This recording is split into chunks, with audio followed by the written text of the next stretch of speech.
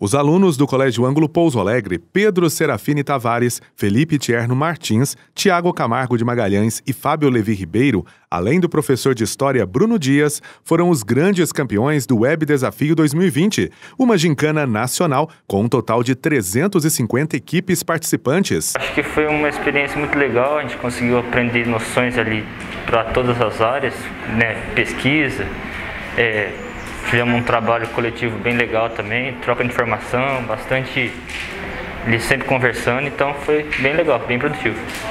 Foi bem legal, assim, foi uma coisa que me manteve entretido por um bom tempo, gostei de fazer. Eu acho que o mais importante foi o trabalho em equipe, que eu já não sou muito bom de trabalho em equipe, mas agora a gente conseguiu formar uma equipe boa e levar esse desafio aí.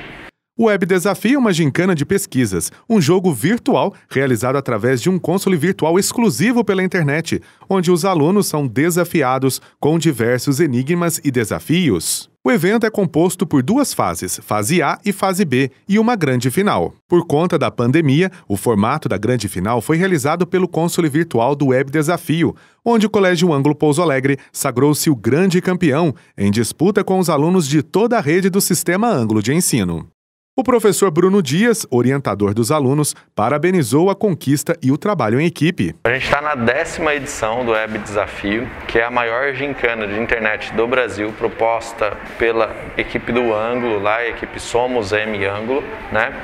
E esse ano, em razão da pandemia, todas as edições foram edições virtuais.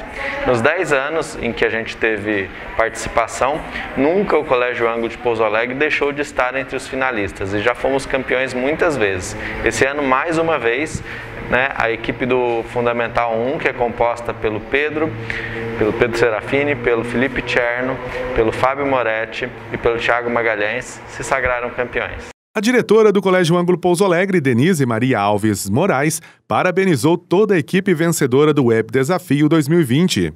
Esse ano, com uma grata satisfação, nós conseguimos o primeiro lugar.